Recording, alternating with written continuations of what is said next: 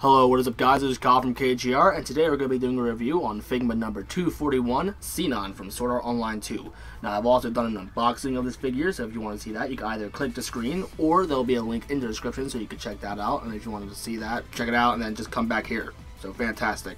So without further ado, let's get started. So let's take a look at the figure itself. And I gotta say, the figure looks absolutely gorgeous. The paint job is mostly phenomenal. There's only one small issue. They wear it right under her little ear cuff looking thing, little gray piece. Here, I'm not sure how well you can see, but you can see that there's a little bit of paint missing. If this thing wants to autofocus, please autofocus. There we go. Anyway, right under that little metal piece, there seems to be paint missing. It's like it's been cracked and it just seems to have worn off already. And I've only had this figure for a day, so that is not good at all. But other than that, the figure is beautiful. The sculpt is fantastic. She has a butt crack right there, so there you go if you like butt cracks. And overall, the paint application is mostly okay. This might be just an issue with my figure, so I'm pretty sure the other ones are going to deal with that. But anyway, it still looks phenomenal.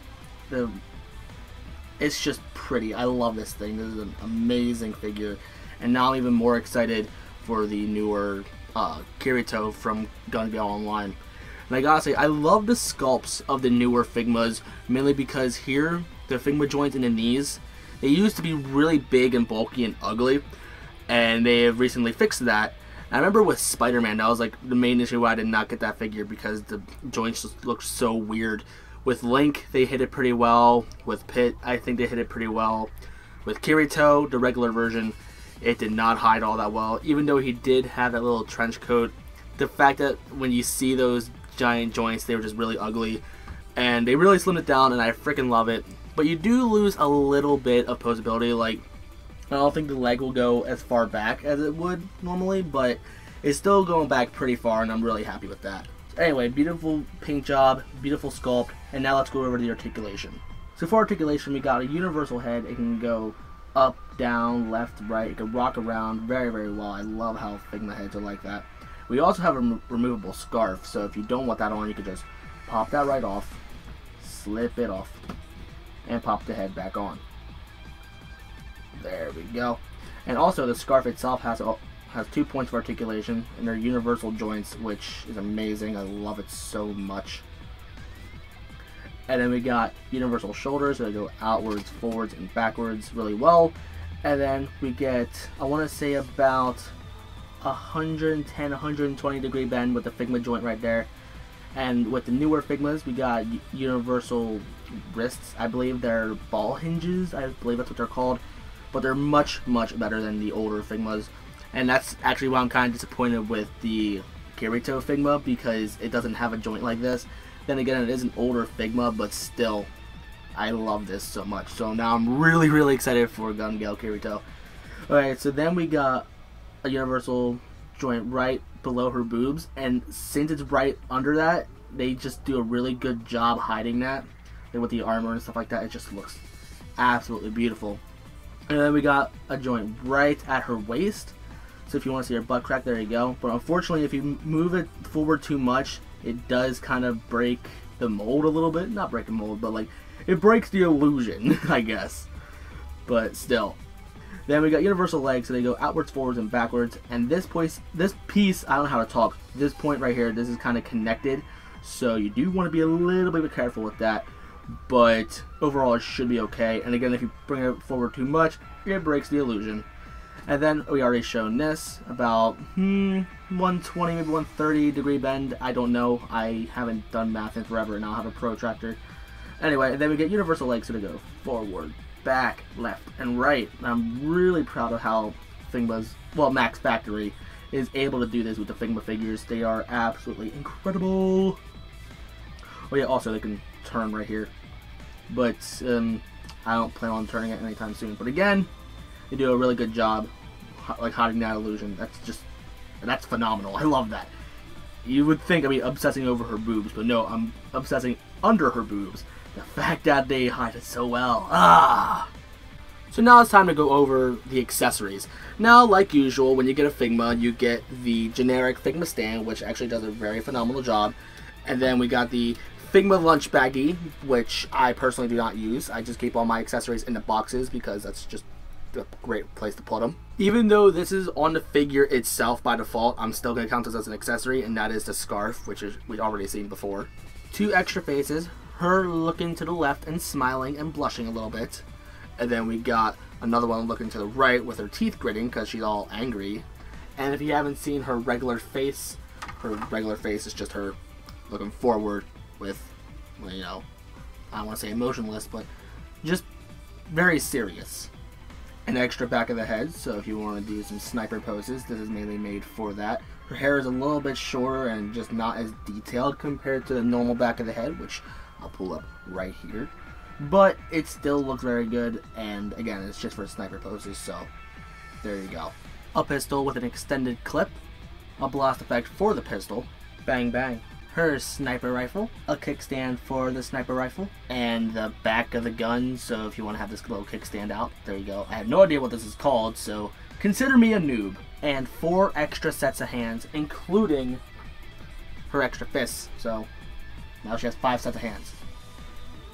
Beautiful. And before I continue, I do want to note that this little piece right here, the piece that little cocks the bullets, I guess, I don't know. I'm bad with this kind of stuff. Here I ended up breaking this because I didn't know this thing was there. When I was trying to put the hand on and then put the hand on the arm and stuff like that, I didn't know this thing was here and I ended up breaking it. So if you get this figure, be extra careful with that.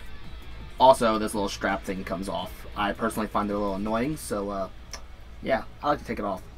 But when I go to put it back on, God, is that even more annoying. Putting the gun in a sniper position where you're actually laying down and camping is actually relatively easy. What you gotta do is you gotta take off the back of this. This thing also moves and it can come off, so be careful with that. And then also you want to take off this bottom piece right here. When I was trying to set this up on the unboxing, I was being a complete noob. I didn't know you had to take this piece off, but there you go.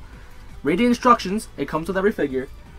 And then you're gonna want to grab the kickstand piece, plug it in right here. It doesn't matter which version you put on. Like you either put it this way in or put it in the other way.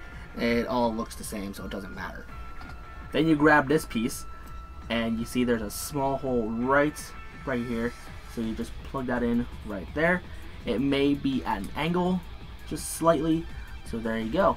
That's how you put it in a sniper position. Now, if you want Sinon to actually hold the sniper, what I recommend doing is getting the right hand with the trigger finger. And mine actually does seem a little bit messed up. It wasn't properly sanded. Again, this is probably just an issue with mine, but still something to point out. Anyway, grab this trigger finger and then the cupping left hand. Then you want to take your sniper and simply just slide it in. It goes in with relative ease, but for some reason I have a small issue trying to keep the trigger finger in this little slot right here. It always wants to fall out. This is probably an issue with all the figures, so again, something to point out. So there you go. And then obviously you get your Sinon figure. You pop this out, and sometimes the cuffs come out, so be careful with that. There you go. And also you get a replacement wrist joint. They always come with that now, so there you go. So then you slip that on right here. Then you get your cup hand, take off this fist, and slip that on right here. Now you just move her into position, and there you go. She's holding her sniper. Normally I'm used to figures holding swords, so moving from a sword to a sniper, it took a little bit to get used to it, but after a day, or should I say after a night, it actually became somewhat second nature. Again, trying to get that trigger finger in that slot every time is always a problem for me. She also has a little holster right back here, so yeah, that works really, really well. I'm not gonna lie, it's fancy, awesome, sexy. Okay, that's a little too far. And as I move this figure more and more, the paint seems to be cracking even more, especially on the shoulder right here. So paint cracks is one flaw with this figure that I'm not too happy with. Swapping out faces on a Figma is just as easy as normal. You just pull out the front of the hair. There you go, then pull out the face. Get another face. Plug it in. without dropping it multiple times. Plug in the hair, and there you go. But installing the extra head is almost just as simple. What you gotta do is first up, pull out the front hair piece, because they do not give you an extra one of those. Then you want to pull off her head. Be kind of careful. There you go. And then you want to rebuild this head. Then plug in a face, plug in the front hair, and then simply just press her in. Her neck does look a little bit longer, mainly in the back, because you're missing all of the back details. Then you just pull her back, and there you go. And if you want her to have the scarf on, just pull it back out, grab your scarf, and plug it back in. It does take a little bit of effort. There you go. Now she's looking all swag and fabulous. And this is how she looks when she snipes. It's a little bit of a pain to set up, but it looks really good, I'm not gonna lie. I gotta say, I find these hands right here kind of redundant because they don't really have trigger fingers. They look more like sword wielding hands, but Sinon does not carry a sword or anything, and trying to get a gun to fit in this properly does not work all that well. So I don't know. I don't know if Sinon later gets a sword. I'm watching the dub version, by the way. I'm not watching the sub version because if I wanted to read what's going on, I'd rather read the manga. But anyway, yeah, it's just that these hands are kind of dumb in my opinion. So if you want to have Sinon carry a sword, here you go. But other than that, I don't think they should have came with this.